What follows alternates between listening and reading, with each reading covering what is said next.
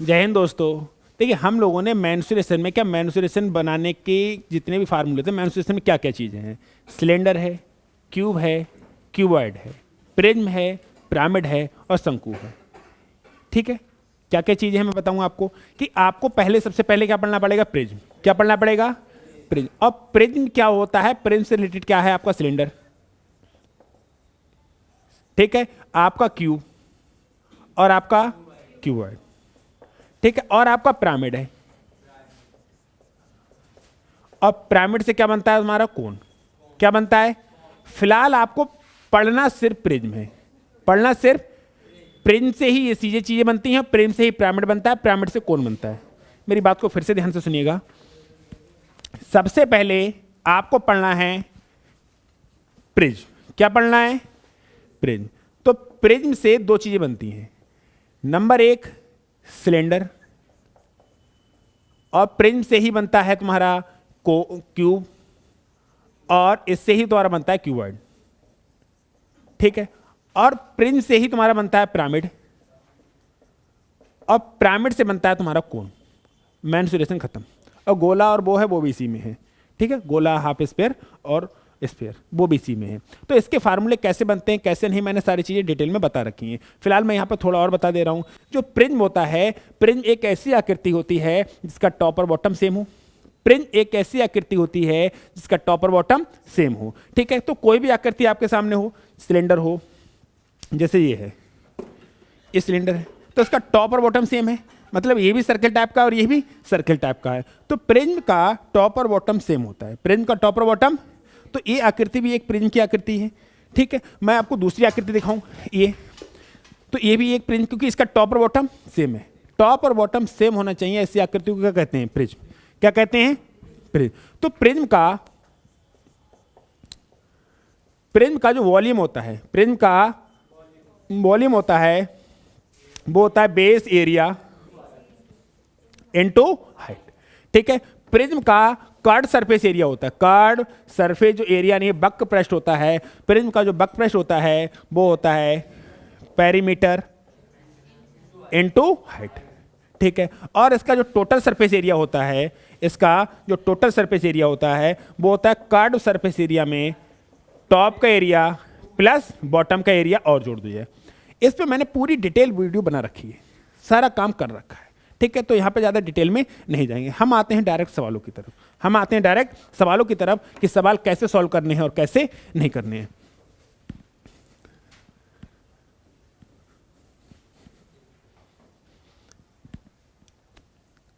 लगे हाथों सिर्फ और सिर्फ सिलेंडर के फार्मूले लिख लें, तीन ही फार्मूले जो होते हैं इनको लिख लें, ठीक है। सिलेंडर का जो वॉल्यूम होता है, सिलेंडर का जो वॉल्यूम होता है वही होगा बेस एरिया इनटू हाइट, क्योंकि सिलेंडर एक प्रिज्म स्ट्रक्चर है, सिलेंडर एक प्रिज्म स्ट्रक्चर, और सिलेंडर अगर प्रिज्म स्ट्रक्चर है तो उसका जो वॉल्यूम होगा वो होगा base area into height.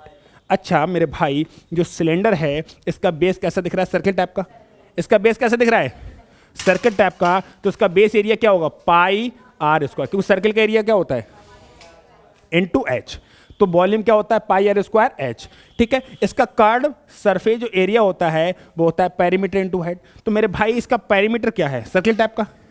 Perimeter क्या है, सर्कल टाइप का। और सर्कल का पेरीमीटर क्या होता है, 2 पाई आर इनटू एच, ठीक है। अगर मुझे टोटल सरफेस एरिया चाहिए, क्या चाहिए, टोटल सरफेस एरिया, तो 2 पाई आर एच तो होगा ही होगा।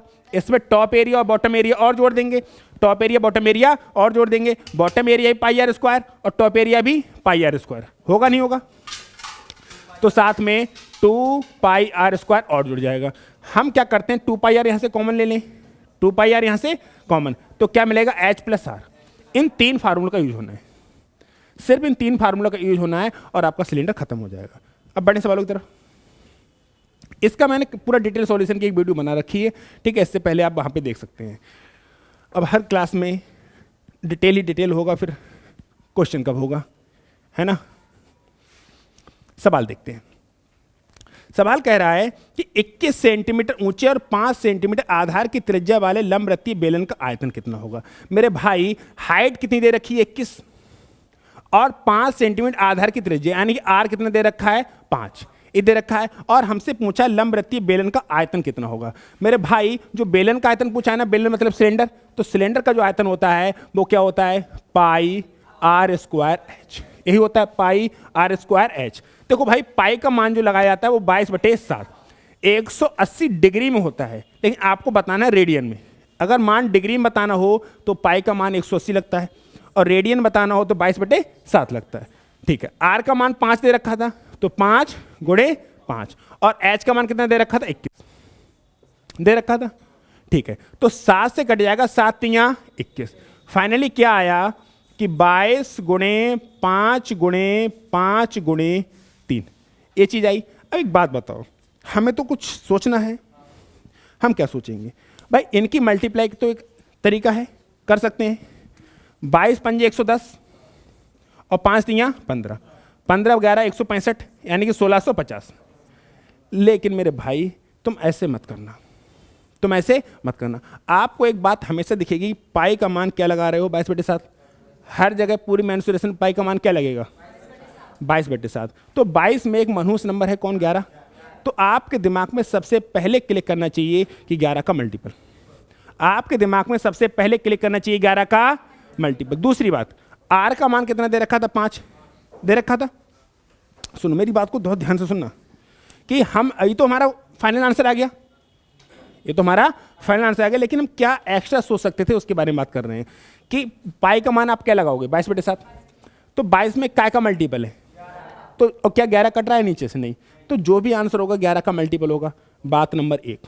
बात नंबर 2 क्या थी, ऊपर 21 है, नीचे 7 से कट रहा है, 3 भी बच रहा है ऊपर, तो 3 बच रहा है, तो कोई भी आंसर होगा 3 का ही मल्टीपल होगा, 3 का भी मल्टीपल होगा, और 11 का भी मल्टीपल होगा। ये 2 तो मनहूस नंबर हैं, बाकी तो बहुत कुछ है। इस बात को थोड़ा सा सोचते सोचते चलेंगे, इसका यूज क्या होगा मैं दिखाऊंगा। क्लियर हुआ आंसर। लेकिन जो भी आंसर आता है वो जो वॉल्यूम होता है सेंटीमीटर की पावर 3 आता है, स्क्वायर सॉरी एरिया क्या होता है सेंटीमीटर स्क्वायर, लेकिन वॉल्यूम क्या होता है LVH, लंबाई गुणे चौड़ाई गुणे ऊंचाई, ये तो होता है वॉल्यूम इसका। ठीक है, आगे बढ़ो। अगला जो सवाल है वो कह रहा है कि 7 सेंटीमीटर और 11 सेंटीमीटर माप वाले आयत की भुजाओं को जोड़कर 11 सेंटीमीटर ऊंचाई वाला बेलन बनाया जाता है, तो बेलन का आयतन कितना होगा। बहुत ही आसान सवाल है, लेकिन कुछ लोग उलझ जाएंगे और कुछ लोग सुलझ जाएंगे। मेरे भाई तो मैं आपके लिए समझाने के लिए कुछ लाने का प्रयत्न करता हूं। देखो, हाँ आ रहा किसी के सवाल का आंसर, इस सवाल का आंसर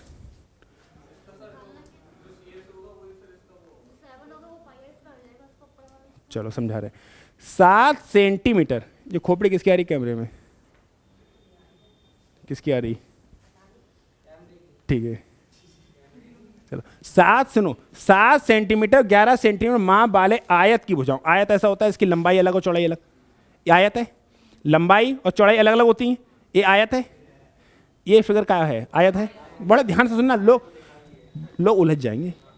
आप एक बार ऐसा पढ़ो कि सॉलिड तरीके से दोबारा पढ़ना ना पड़े, ठीक है। तो सुनो, 7 सेंटीमीटर 11 सेंटीमीटर माप वाले आयत की भुजाओं को जोड़कर 11 सेंटीमीटर ऊंचाई वाला बेलन बनाया जाता है। ये 7 है, ये कितनी 11, ये 11 है और ये 7, ये 7 है और ये कितनी है 11, यही तो है आयत। 7 और 11 सेंटीमीटर, 7 और 11 सेंटीमीटर वाले आयत की भुजाओं को जोड़कर 11 सेंटीमीटर ऊंचाई का। सुन लेना ध्यान से, तो इसको 11 सेंटीमीटर ऊंचाई का बेलन है, तो 11 सेंटीमीटर हाइट रखनी है तुमको, हाइट तो ऐसे तो घुमाओगे नहीं। ये हाइट कितनी होगी बेलन की, 7, बेलन की हाइट कितनी हो गई, बेलन की हाइट कितनी हो गई, अगर बेलन की हाइट 7 हो गई, अगर ऐसे घुमा दिया तो आपको कैसे घुमाना पड़ेगा, ऐसे घुमाना पड़ेगा, नहीं पड़ेगा आपको ऐसे कर घुमाना पड़ेगा, ऐसे करके, क्योंकि 11 सेंटीमीटर पर तक घुमाना पड़ेगा आपको, 11 सेंटीमीटर के पर तक घुमाना पड़ेगा।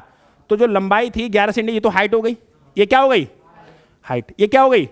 अच्छा मेरे भाई ये क्या पेरीमीटर हो गया, नहीं हो गया 2πr, ये वाली चीज हो, ये क्या है 2π, आप इस सर्किल बन गया ना, और ये सर्किल का पेरीमीटर क्या बोलता है 2πr, तो ये 2πr हो गया, यहां से लेके यहां तक का कितना हो गया 2πr, कितना हो गया। मेरी बात को ध्यान सुनो, कभी जिंदगी में गलत नहीं हो सकता मेरे भाई। कह रहा है 11 सेंटीमीटर ऊंचाई वाला बेलन बना रहे हो, तो हाइट कितनी हो गई 11, हाइट कितनी हो गई, हाइट कितनी हो गई, और हाइट 11 होगी, कितनी हो गई हाइट 11, हाइट 11 हो गई, तो जो चौड़ाई थी ना, चौड़ाई थी ना वो तो ऐसे में आगे बेचारी, तभी तो बेलन बनेगा, 11 सेंटीमीटर ऊंचा बना बेलन, लेकिन जो चौड़ाई थी ये तो थी चौड़ाई, ये तो हमारे हिसाब से सर्किल की परिधि बन गई, और सर्किल की परिधि हमारे हिसाब से क्या होती है 2 पाई आर। तो हमें पता है 2 पाई आर, ये हमारे हिसाब से क्या है 2 पाई, लेकिन क्वेश्चन के हिसाब से 7, क्वेश्चन के हिसाब से, क्योंकि क्वेश्चन के हिसाब से ये तो 7 थी, ये कितनी थी, लेकिन हमने ऐसे घुमा दिया तो ये 2 पाई आर हो गया। क्या हो गया? तो 2 पाई आर की वैल्यू कितनी हो गई? 7। 2 पाई आर की वैल्यू कितनी हो गई? 7। मेरे भाई अगर आप सोल्व करो, 2 गुणे पाई का मान 22/7 इंटू आर बराबर 7, यही तो आएगा। तो आर का मान आ जाएगा 44 7 7 49/44, यही आ जाएगा, यही आ जाएगा। हमसे पूछा क्या है? बेलन का आयतन क्या होगा? हमसे क्या पूछा है? बेलन का आयतन। तो बेलन का आयतन जो भी होगा वो होगा पाई आर स्क्वायर एच। क्या होगा? पाई आर स्क्वायर एच, यही होगा, होगा नहीं होगा? ठीक है। अच्छा सुनो, पाई का मान, चाहे मैं इसको पाई ना लिखूं तो थोड़ी देर के लिए पाई रहने दूं, यहीं पे लगी हुई रहने दूं, अरे रहने दूं तो कितना आ जाएगा? आसान हो जाएगा थोड़ा सा। तो आर बराबर आएगा 7/2 पाई, 7 आ जाएगा नहीं आ जाएगा? ठीक है। तो पाई की जगह तो पाई, अब आर स्क्वायर की जगह क्या लगा सकते हो? 7/2 पाई गुणा 7/2 पाई, 7/2 पाई गुणा 7/2 पाई, और एच का मान कितना दे रखा था? 11, यही है। अब इसे आपको सॉल्व करना है, इसे आपको सॉल्व करना है, करें सॉल्व। अरे हाइट कितनी हो गई? 11, हाइट कितनी हो गई? और इसका जो पेरीमीटर क्या होगा? 2 पाई आर, हमारे हिसाब से 2 पाई आर, लेकिन क्वेश्चन के हिसाब से 7, तो यहां से आर का मान आ जाएगा। अब आपके पास एच भी है और आपके पास आर भी है, आपको वॉल्यूम चाहिए, और सिलेंडर का वॉल्यूम क्या होता है? पाई आर स्क्वायर एच। पाई का मान पाई आर की जगह 7/2 पाई गुणे 7/2 पाई गुणटू 11। इसको सॉल्व कर लें, इसको सॉल्व कर लें। हाँ, अब मैं बता रहा हूँ, इसमें भी कई प्राणी हैं, बहुत हल्के मत लेना मेंस्ट्रुएशन को। मेंस्ट्रुएशन में कोई बंदा फंसता है ना तो सिर्फ कैलकुलेशन फंसता है, इसकी कैलकुलेशन कई लोग नहीं कर पाएंगे, गुणा गलत भर कर देंगे। हाँ, 1 पाई से चलो 1 पाई काट डाली, सही है। अब मैं इसको नीचे लिख लूँ यहाँ पे, इसे मिटा दूँ यहाँ पे, ठीक है। अब क्या बचा? b बराबर 7/2 गुणा 7/2, और पाई का मान 22, ऊपर पहुंच जाएगा 7, पहुंच जाएगा, इंटू 11, यही तो बचा। 11 दूनी 22, ठीक है। 7 7 49 7 343/8, 343/8, 8 चौके 32, 2 बचे 23, 8 दूनी 16, 7 बचे, 8 8 64, 6/8 7 56, यानी कि जो वॉल्यूम आ रहा है 42.87 सेंटीमीटर है, तो सेंटीमीटर की पावर 3, यही आंसर है। देखो, अरे आंसर देखो, 42.875 ही आ रहा है। बात ये नहीं है कि आंसर आ गया, तुमने तीर मान लिया और हंस रहे हो बैठ के, तुमने नहीं मान लिया क्वेश्चन। क्वेश्चन पेपर में जितने लोग बैठे हैं ना, सब निकल लिया होगा। अब बात आती है कि हम क्या इसमें स्पेशल सोच सकते थे, हम क्या इसमें स्पेशल सोच सकते थे। मैंने पूरा सॉल्यूशन कराया, अभी मैंने कोई भी कहीं भी शॉर्टकट नहीं मारा है। मैंने, मुझे पता था हाइट कितनी होगी 11, 2 पाई आर की वैल्यू 7 थी, वहाँ से आर का मान निकाला, और हमें पता था वॉल्यूम निकालता है b बराबर पाई आर स्क्वायर एच, पाई का मान रख दिया आर का स्क्वायर एच का स्क्वायर, यही था। अब बात आती है कि इस सवाल को कैसे आसान कर सकते थे। देखिए ऑप्शन जो हैं, मेरी बात को ध्यान से सुनो, ऑप्शन में इसमें और इस ऑप्शन को छोड़ दिया जाए तो काफ़ी दूरियां हैं, पहले और दूसरे ऑप्शन को छोड़ दिया जाए तो दूरियां काफ़ी हैं। आप कुछ सोच सकते थे, क्या सोच सकते थे, जरा बात करें उस पर। ये तो कंप्लीट सॉल्यूशन हो गया मेरे भाई, ये तो कंप्लीट सॉल्यूशन हो गया। अरे ये तो कंप्लीट सॉल्यूशन हो गया। मैं चाह रहा हूं कि कुछ और सोच सकते थे आप। सोचो, क्या यहां पर इस क्वेश्चन का मान कि आप इनमें से कोई सोच सकते थे, नहीं सोच सकते थे? नहीं, जब डेसिमल आ जाता है तो 7 का मल्टीपल कोई किसी का नहीं देख सकते, क्योंकि आपको ये कंफर्म नहीं कि 2 डिजिट के बाद कटा है, क्या पता ना कटा हो, क्योंकि 3 4 5 6 डिजिट चलती रहती है, तो हम लास्ट में क्या लिख देते हैं? 2 डिजिट। अगर कहीं पर भी पॉइंट के बाद नंबर आ गया तो डेसिमल का रोना खत्म हो जाता है, क्योंकि मल्टीपल कब चेक कर सकते हो? जब नंबर इंटीजर में हो, नंबर इंटीजर में हो। लेकिन जब नंबर डेसिमल में चल रहा है तो क्या पता इसके आगे कितनी डिजिट रही होंगी, क्या पता इसके आगे कितनी डिजिट रही होंगी, और क्या पता इसके आगे कितनी डिजिट रही होंगी, तो आप क्वेश्चन सॉल्व नहीं कर सकते हो, तो आप क्वेश्चन नहीं सॉल्व कर सकते हो, तो आपका वहाँ पे डिजिट मतलब मल्टीपल देखना बेकार हो जाएगा। कुछ और सोच सकते हो, और क्या सोच सकते हो बताओ? मसी बताओ, तुम लोग सब लोग बताओ। कि और क्या सोच सकते थे कि ऑप्शन में दूरियां हैं, ऑप्शन में दूरियां हैं, चाहो तो हम खत्म कर सकते हैं यहाँ पे सवाल, लेकिन मैं आपको बताना चाहूंगा। देखो पाई से पाई कट गई, पाई का मान होता है 3.14, क्या होता है? होता है नहीं होता है? कोई दिक्कत थोड़ी है। तो 3 दूनी 6 और लगभग 7 खत्म। पाई का मान 22/7 होता है, लेकिन 22/7 होता है वो 3.14 के बराबर होता है। और हम हमेशा कहते हैं मेरे भैया कि जिंदगी में कुछ भी करना है तो समथिंग समथिंग चलना पड़ेगा। तो ये मैं खत्म कर दूंगा। तो ये मेरा नंबर कितना बचा? 3.5 और 11 तियां 33, 11 तियां और 11 का आधा 5.5, 33 और आधा 38.5। आंसर मेरा जो भी आ रहा है 38.5 के समथिंग आ रहा है, और 38.5 के समथिंग मेरा यही नंबर आ रहा है। 38.5 ज्यादा आएगा नहीं आएगा? नहीं समझ पा रहा? कोई बात नहीं, आपकी कंप्लीट कैलकुलेशन तो मैंने कराई ना, कंप्लीट तो करा दी ना। आगे बढ़े, अगला सवाल कह रहा है 16 सेंटीमीटर ऊंचाई वाला एक लंबवृत्तीय बेलन को 16 × 22 सेंटीमीटर साइज की आयताकार टिन शीट द्वारा ढका गया है, तो बेलन का आयतन कितना होगा? ऊंचाई कितनी है? 16। लंबवृत्तीय बेलन का एक 16 × 22, ये आयताकार साइड थी, ये आयताकार शीट थी नहीं थी? अरे ये आयताकार शीट थी या नहीं थी? थी। इसकी जो हाइट है वो कितनी है? हाइट कितनी है? 16। तो जो 22 क्या होगा? पेरीमीटर होगा। तो 2 किसकी बराबर चढ़ रही है आज? ये यहीं चढ़ाएगा का? वैसे कहना थोड़ी देर बाद चढ़ा लिए, पढ़ रहे हैं वे, मैं ना करें वो कहीं बाद में ले जी बरा कर ले जी। हाँ चलो कोई बात नहीं, तुम सुनो होते लग। इसकी वैल्यू कितनी है? 22।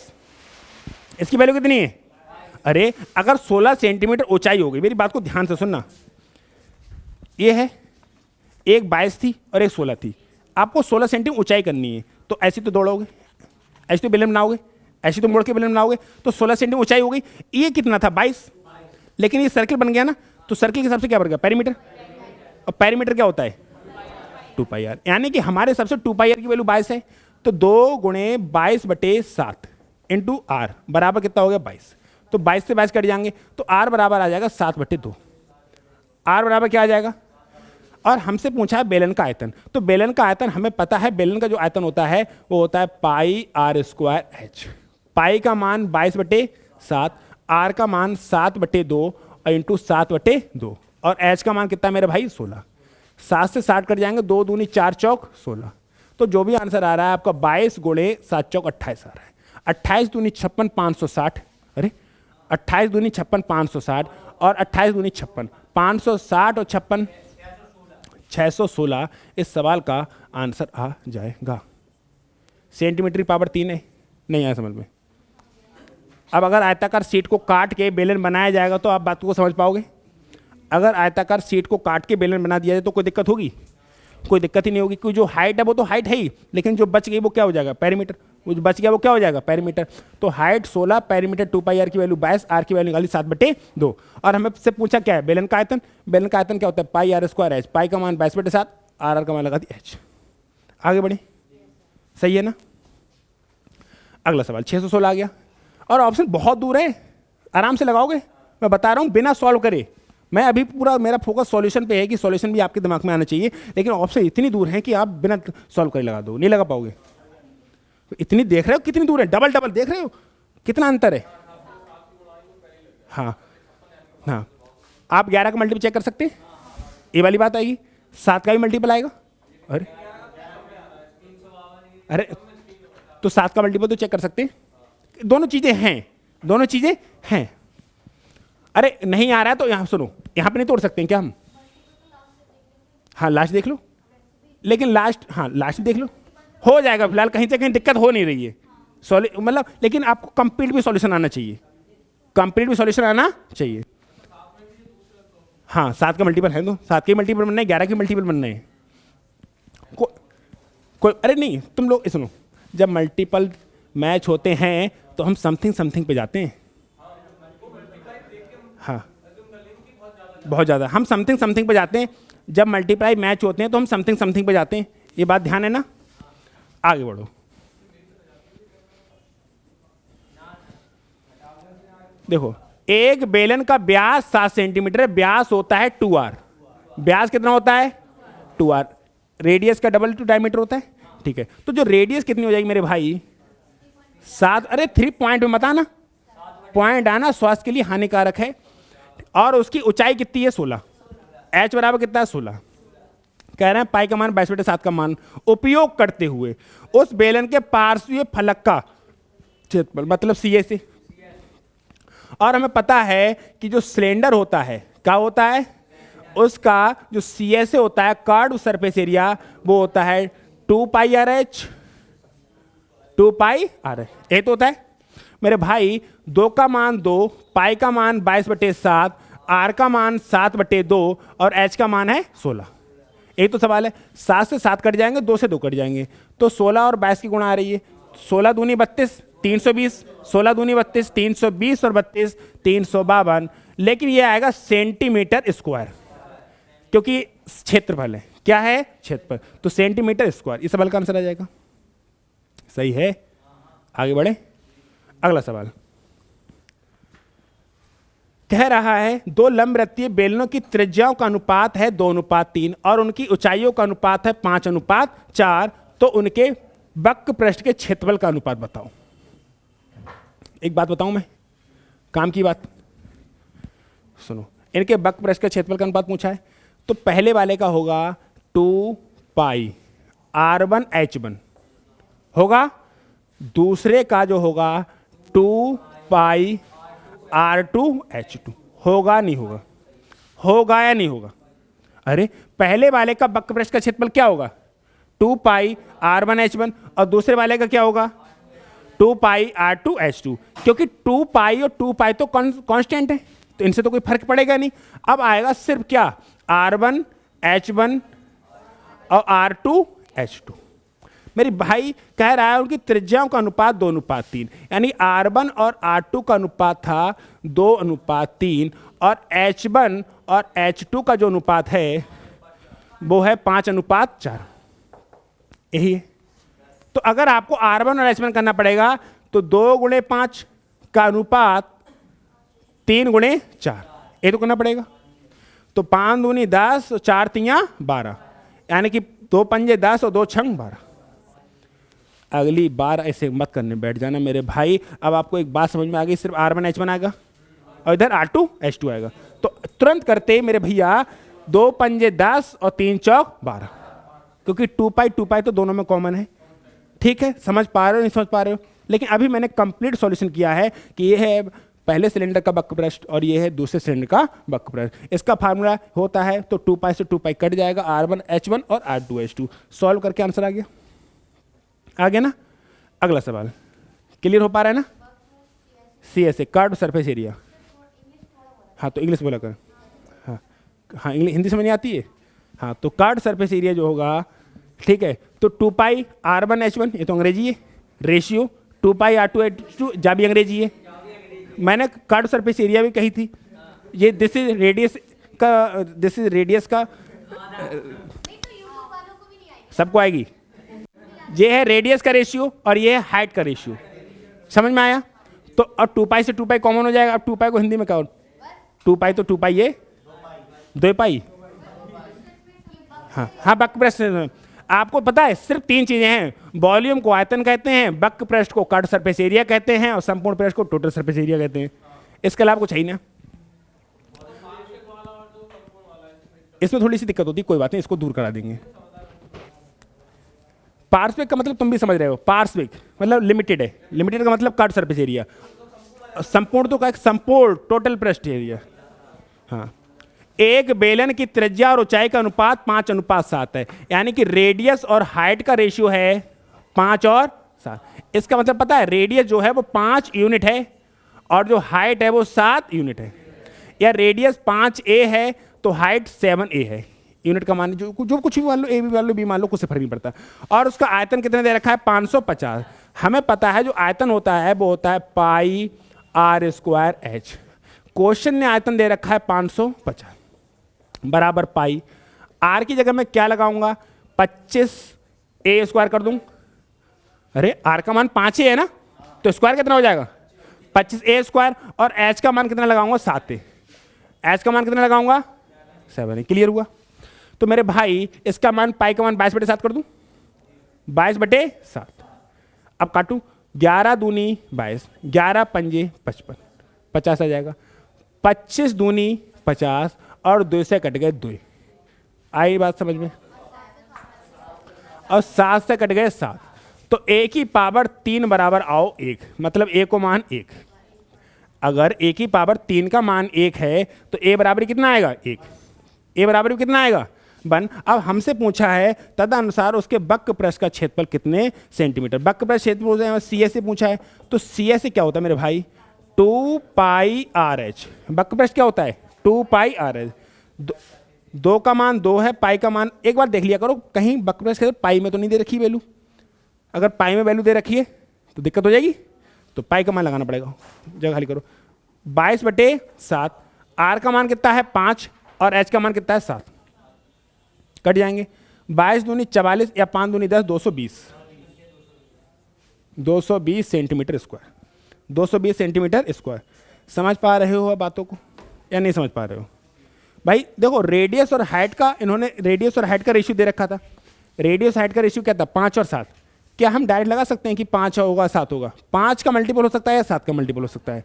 ये नहीं पता कि 5 और 7 है ना। तो हमने कहा वॉल्यूम दे रखा था 550, हमने सबकी वैल्यू लगाई, ए स्क्वायर की वैल्यू आई 1, मतलब ए का मान 1। अब ये समझ में आ गया कि 5, ए का मान 5 है, इसका मान 7 है। कंफर्म हो गया? अब हमसे पूछा है cut surface area. Cut surface area होता है 2 पाई आर एच। 2 पाई का मान 22/7, आर का मान 5 और एच का मान 7। सबको काटे पीटी का 220 आ गया।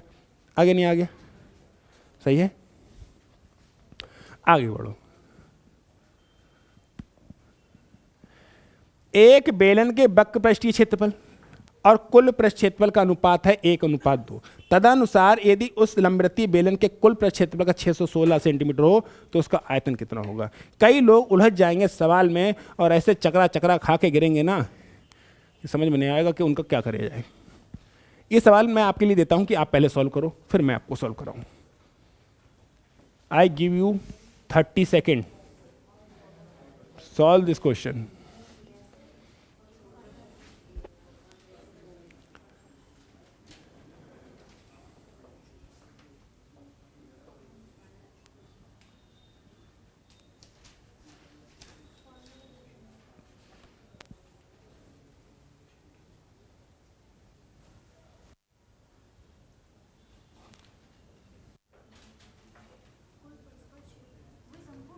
यस यस यस,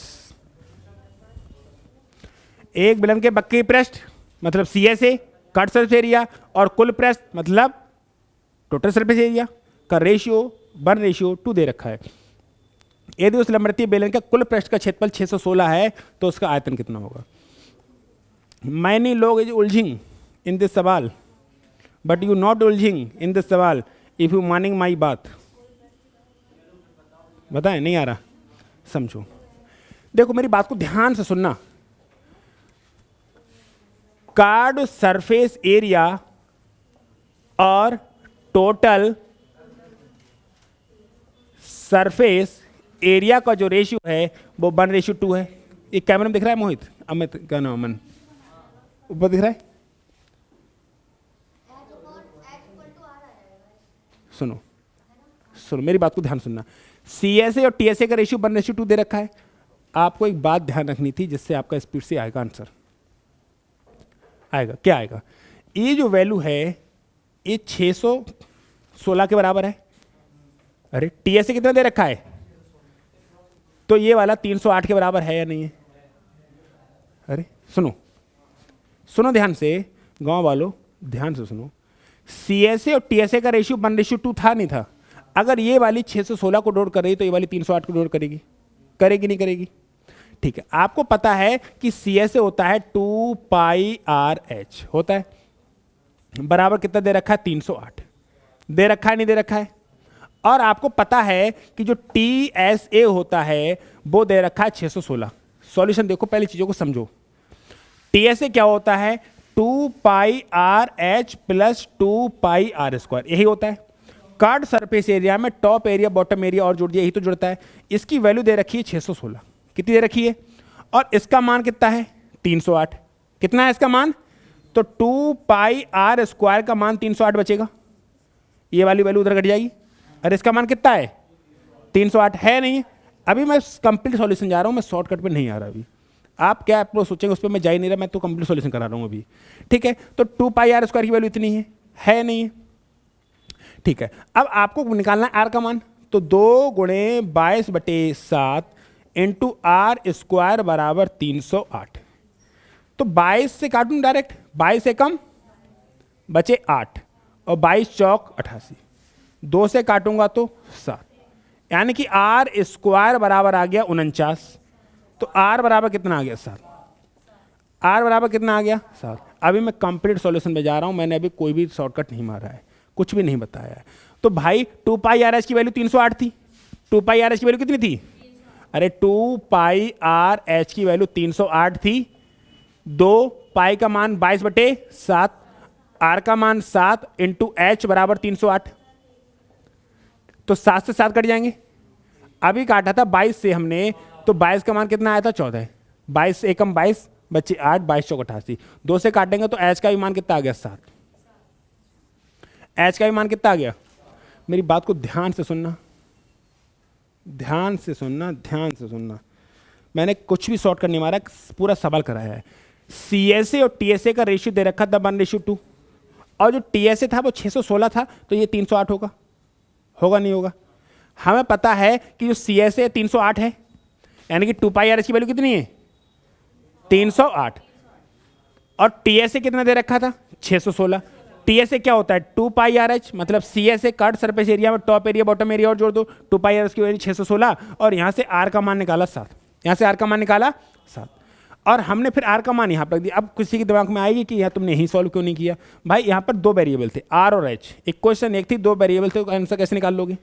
तो हमने फिर आर का मान निकाल लिया पहले, फिर एच का मान निकाल लिया, आर और एच का मान निकल आया। अब हमसे जो कहोगे वो निकाल देंगे। अब हमारे पास आर भी है, रेडियस भी है और हाइट भी है। अब जो कहोगे, कट सरफेस एरिया कहोगे तो भी निकाल देंगे, टोटल सरफेस एरिया कहोगे वो भी निकाल देंगे, वॉल्यूम कहोगे वो भी निकाल देंगे। लेकिन आपको ऐसे नहीं करना, आपको ऐसे नहीं करना। आपको क्या करना है, मेरी बात को ध्यान से सुनना। आपको ये करना है, इसको मिटा दूं मैं। अरे आर का मान और एच का मान आ गया ना, आर का भी एच का भी मान 7 आ गया, और आर का भी मान कितना आ गया। अब जो कहोगे निकाल देंगे हम, कोई दिक्कत थोड़ी है। लेकिन आपको क्या सोचना चाहिए था और आपके दिमाग में क्या आना चाहिए था, मैं वो समझाना चाह रहा।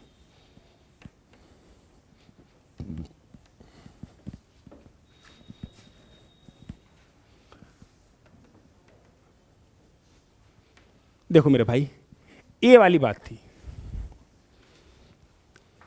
जब CSA और TSA का रेशियो 1:2 दे रखा है, तो इस बात को लिखे बिना ही सॉल्व कर सकते हैं आप। दे रखा है नहीं दे रखा है, तो इस बात को कभी लिखना मत। अब आपको तुरंत पता था कि इतना दे रखा है 308, इतना गिवन था सवाल में, तो आप यहां से निकालो 2 गुणे 22/7 इंटू आर इंटू एच बराबर 308, यही है। तो 22 एकम 22, 22 चौक 88, आर 7, तो क्या आ रहा है आर इंटू एच बराबर 7 into 7। Think about this. R का भी मान यहां पे सोचना पड़ेगा। 49 किन्हीं 2 नंबर का प्रोडक्ट होता ही नहीं, 49 किन्हीं 2 नंबर का प्रोडक्ट होता ही नहीं, और ऐसा सिलेंडर नहीं होता जिसकी रेडियस 1 हो, हाइट 49 हो। ऐसा सिलेंडर देखा है? इतना पतला सिलेंडर का, पतला मतलब भाई साहब, ये टेलीस्कोप से देखना पड़ेगा। तार होता है ना पतला वाला तार, वायर, इतना मान लो, ऐसा मानो, ऐसा सिलेंडर बनेगा, वो सिलेंडर होगा क्या? खुद सोच के देखो, ये सिलेंडर शेप में है लेकिन बहुत बड़ा है। ये तो हाइट कितनी सी है इसकी 49 के सामने? 50 गुना हाइट। कितनी? 50 गुना हाइट। तो समझ में। और ऐसा भी नहीं हो सकता कि वो इतना चौड़ा हो और ऊंचाई ना हो, कि रेडियस तो बहुत है। रेडियस 49 का मतलब समझते हो? 98 सेंटीमीटर का डायमीटर, 98 सेंटीमीटर का। तो आप लॉजिकली है ही नहीं। अगर आर और एच का प्रोडक्ट 49 है, तो आपको यहीं पर सोचना पड़ेगा कि आर भी 7 होगा और एच भी 7 होगा, बिना नौटंकी किए, बिना नौटंकी किए। अब सवाल में पूछा क्या मेरे भाई? सवाल में पूछा आयतन कितना हो। क्या पूछा है? आयतन। तो हमें पता है जो वॉल्यूम होता है वो होता है पाई आर स्क्वायर एच। पाई का मान है 22/7, ए भी 7, ए भी 7 और ये भी 7, कट जाएगा। तो 22 गुणे 49, अब यहाँ पर दो प्रकार के प्राणी हैं जो 2249 गुणा करेंगे। आप 22 पंजे 110, 1100। आप इसे 50 माइनस, यहाँ पर भी प्रॉब्लम है, यहाँ पर भी प्रॉब्लम है कि सॉल्यूशन में क्या करेंगे। अगर 22 को 49 से गुणा करोगे गलत हो जाएगा, 22 की 50 से करो, 22 पंजे 110 यानी 1100। 1100 में से कितना कम, 22, तो 1100 में से 22 कम कर दो, 1078। 1078 ये रहा रियल सॉल्यूशन। समझ में आया नहीं आया? बोलो, नहीं आ रहा? कैलकुलेशन है भाई, और मेंसुरेशन में कैलकुलेशन नहीं करोगे तो कहाँ करोगे कैलकुलेशन? तो इतनी बातें क्लियर हो पा रही हैं, सब बातें। क्वेश्चन बहुत है हमारे पास, 52 क्वेश्चन है, करेंगे। आगे बढ़े हम लोग। चलिए अगला सवाल।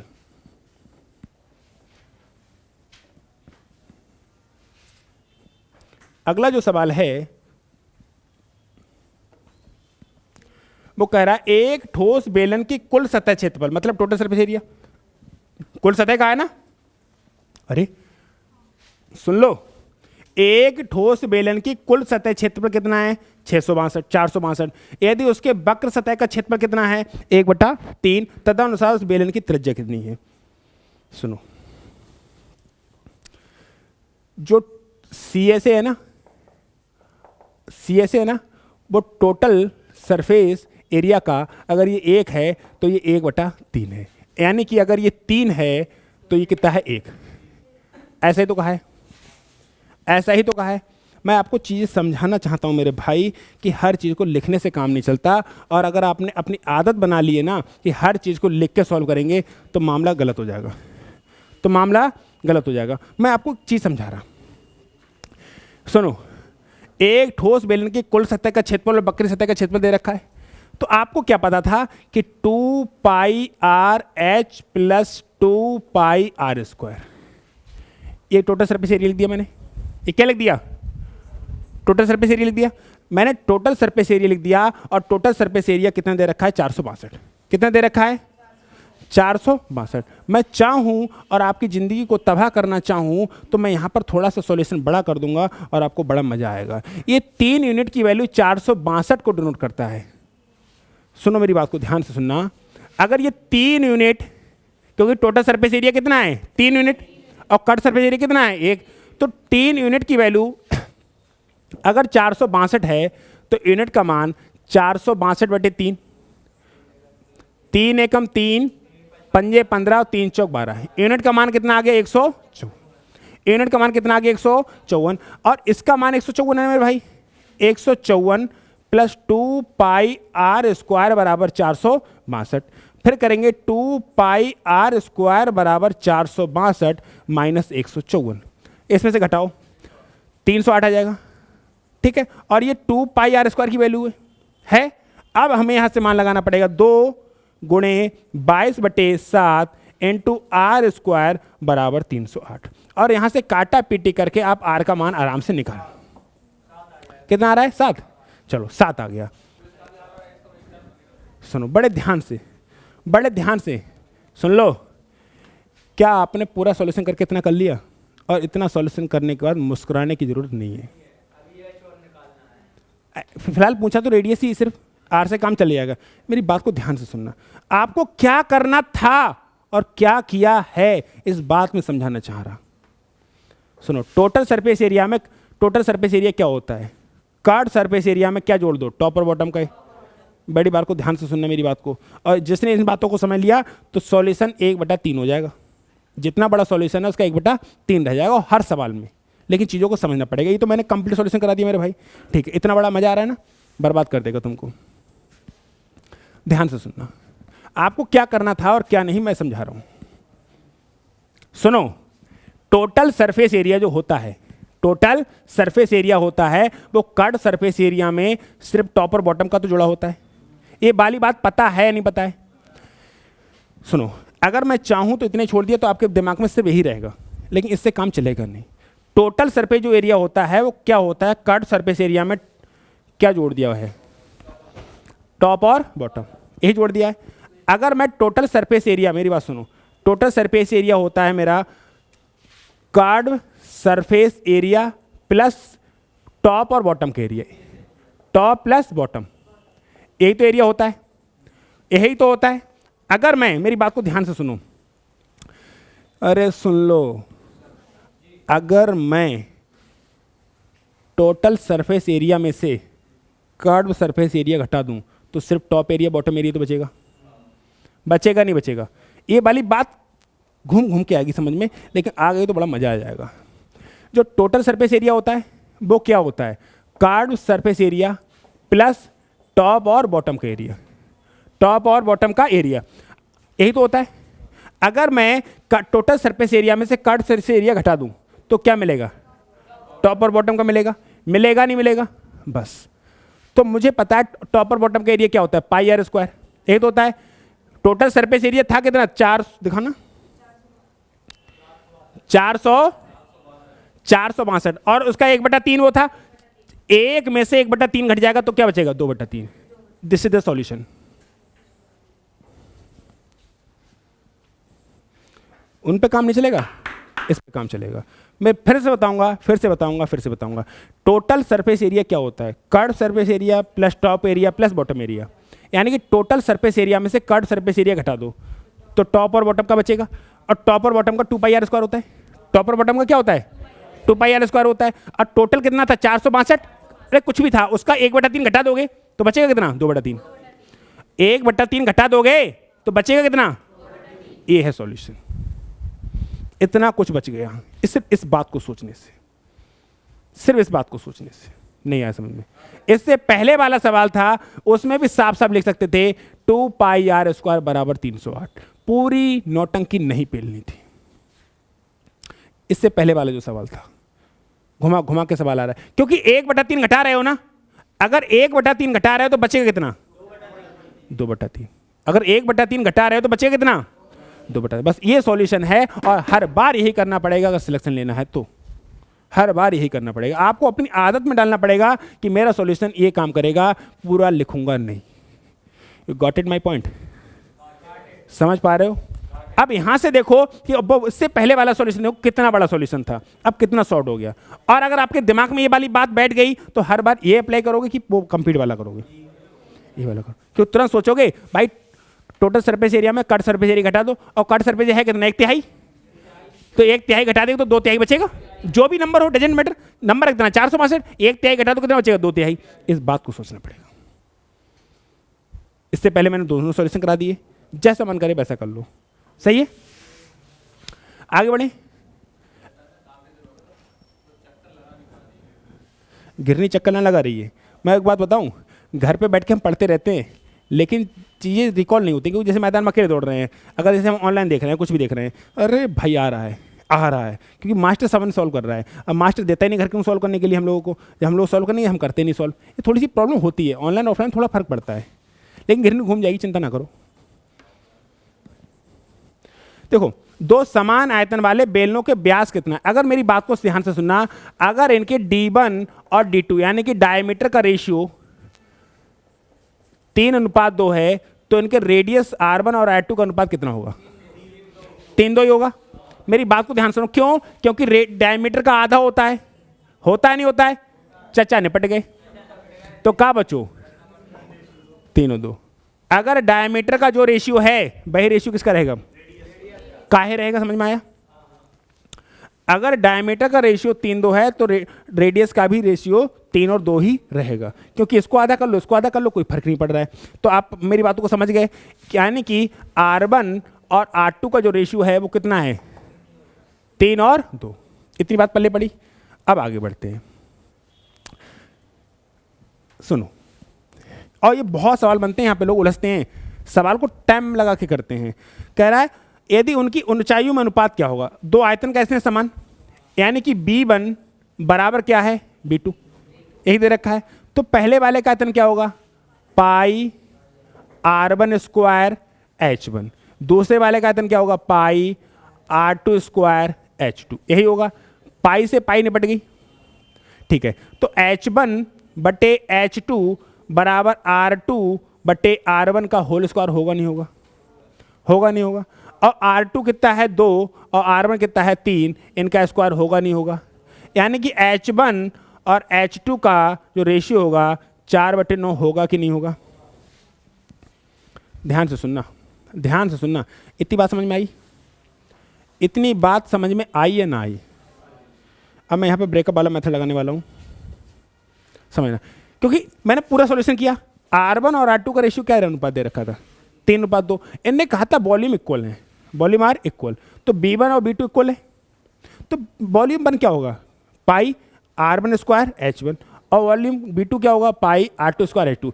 पाई तो भाई पाई 1 पाई 2 थोड़ी करोगे, वो तो इक्वल है, वो तो अगर इक्वल है, अगर पाई इक्वल है तो हमने क्या कहा भैया? R1 स्क्वायर H1 और R2 स्क्वायर H2, पाई से पाई कट गई, तो H1 नीचे क्या आ जाएगा? H2 बराबर R2 बटे R1 का स्क्वायर, ये सब कुछ आ रहा है। अब आप, ये तो सॉल्यूशन हो गया, और इतना ही सोचेंगे तो हर बार ऐसा ही करेंगे। मैं इसलिए हर क्वेश्चन में बता रहा हूँ, पहले तो कंप्लीट सॉल्यूशन करा रहा हूँ, फिर आपको ये बता रहा हूँ कि अगली बार जब क्वेश्चन आएगा तो सोच क्या रखनी है, तो सोच क्या रखनी है। मेरी बात सुनो, R1 H1 साथ साथ हैं, है नहीं है? मेरी बात को ध्यान से सुनना, जो मैं कहना चाह रहा हूँ, इतना तो पल्ले बढ़ गया। मैं इतनी बात कहना चाह रहा हूँ सिर्फ,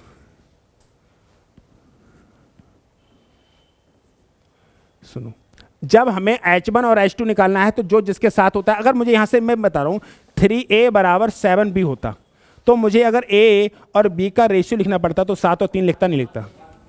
लिखता है या नहीं लिखता? मेरी बात को ध्यान से सुनना, मैं कहां पर लेके जाना चाह रहा हूं आपके लिए, कि अगर ये 3A बराबर 7B होता तो A और B का रेशियो 7 3 लिखता, नहीं लिखता? अगर मैं यहां से H1 और H2 का रेशियो लिखूंगा तो R2 स्क्वायर और R1 स्क्वायर लिखूंगा, नहीं लिखूंगा? लिखूंगा नहीं लिखूंगा? लिखूंगा नहीं लिखूंगा? थोड़ा टफ पड़ रहा है चीज़ों को सोचने, भले तो नॉर्मली तो हो रहा है, लेकिन थोड़ा सा टफ पड़ रहा है कि सोचने के लिए हल्का से दिक्कत हो रही, कोई बात नहीं है। अगर 3A बराबर 7B होता है तो A और B का रेशियो 7 और 3 लिखते हो, नहीं लिखते हो? लिखते हो, बहुत अच्छे से लिखते हो।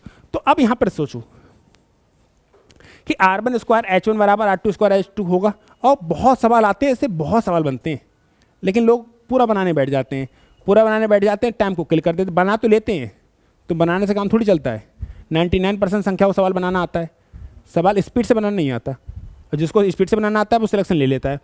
तो मैं क्या सोचूंगा, मेरी बात सुनो, अगर R1 और H1 दे रखा हो, R1 और R2 दे रखा हो, तो H1 और H2 का रेशियो क्या होगा? R2 का स्क्वायर और R1 का स्क्वायर होगा। या H1 और H2 दे रखा है, H1 और H2 दे रखा है, तो R1 और R2 का स्क्वायर पता है क्या होगा? H2 अपॉन, उसका उल्टा हो जाएगा, लेकिन रूट चढ़ जाएगा। सुनो सुनो सुनो, मैं बता रहा हूं बहुत ध्यान से। अगर आपको यही चाहिए होता है इसके वैल्यू, R1 बटे R2 का होल स्क्वायर बराबर क्या हो जाता? H2 अपॉन H1 हो जाता, लेकिन रूट चलता नहीं चलता। तो R1 बटे R2 बराबर रूट के अंदर H2 अपॉन H1, यानी कि मेरी बात, एक बात पल्ले पड़ गई कि मामला पेचीदा होगा। अगर R1 R2 पूछे तो H2 H1, और H1 H2 पूछे तो R2 R1। क्लियर हुआ मामला? क्योंकि इधर का उधर हो रहा है। मेरी बात को फिर से ध्यान से सुनना, ये बहुत सवाल बनेंगे। अगर आपसे R1 R2 पूछे, R1 R2, तो उसका रेशियो क्या होगा? H2 H1, उल्टा हो रहा है। और आपसे H1 H2 पूछे तो R2 R1। बस फर्क इतना सा होगा, अगर आपसे हाइट पूछेगी तो रेडियस का स्क्वायर हो जाएगा, और रेडियस पूछी जाएगी तो हाइट पे रूट चढ़ जाएगा। अभी समझ में आएगा, और समझ में आऊंगा मैं। बढ़ते हैं आगे। देखो ये वाला तो हो गया ना, ये तो हो गया ना अभी। देखो, एक बेलन के आधार की त्रिज्या r है और ऊंचाई कितनी है? उससे दोगुने आयतन परंतु उतनी ही ऊंचाई वाले, देखो आयतन दोगुना करना, मेरी बात सुनना, B1 बराबर 2B2। एक बेलन के आधार की त्रिज्या r है और ऊंचाई कितनी है h, उससे दोगुने आयतन परंतु उतनी ही ऊंचाई वाले किसी अन्य बेलन के आधार की त्रिज्या को, ये कह रहे हैं। सुन लो, बेलन के आधार की त्रिज्या कितनी है r और हाइट कितनी h, उसका आयतन कितना हो जाए? डबल। आयतन कितना हो जाए? सुन लेना ध्यान से। तो B1 और इसका आयतन डबल हो जाए, इसका आयतन डबल हो जाए, मतलब 2B1 के बराबर हो, ऐसा कुछ इक्वेशन बनानी पड़ेगी।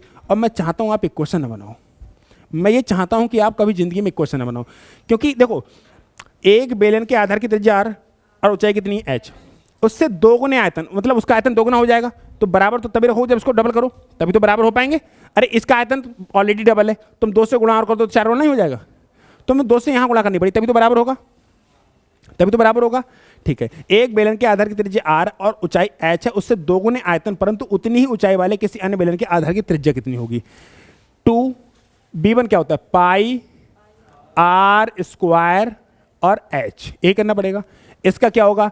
पाई r2 square into h। Height तो सेम है मेरे भाई, हाइट तो सेम है, तो पाई से पाई, h से h। समझ में आया?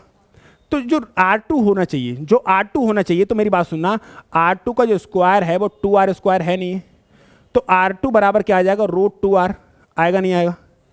आएगा नहीं आएगा? ये तो सॉल्यूशन है। और मैं दावे के साथ कह सकता हूं, अगर आप ऐसे बनाओगे तो कहीं ना कहीं ये 2 से गुणा यहां कर बैठोगे। मैं ये बात दावे के साथ कह सकता हूं कि ये बात, क्योंकि आप कहोगे कि इसका आयतन डबल है, तो इस 2 की गुणा कहीं ना कहीं आप यहां कर बैठोगे और लेने के देने पड़ जाएंगे। समझ में आया? अब आपको क्या करना था, क्या सोचना है, मैं इसको समझाऊं। अगर आपने यहां 2 से गुणा कर दिया, मामला निपटा जाएगा, क्योंकि ये तो ऑलरेडी डबल है, ये तो ऑलरेडी डबल है, तो इसमें 2 से गुणा कर दो और डबल नहीं हो जाएगा? ये तो डबल बनना है ना, तो 2 से गुणा यहां करो तभी तो बराबर होगा। इसका वॉल्यूम रख दिया, उसका वॉल्यूम रख दिया, R2 का मान निकाल दिया 2r1। अब मैं आपको समझाऊं उसको डायरेक्ट कैसे कर सकते हैं। वॉल्यूम कितना करना है उसका? डबल। हाइट को बदल नहीं सकते, पाई को बदल नहीं सकते, तो r जो होने चाहिए उसकी √2r होनी चाहिए, क्योंकि इसका तो r स्क्वायर, उसका √2r होना चाहिए, तभी तो 2r होगी। समझो, feel that, feel that, feel that.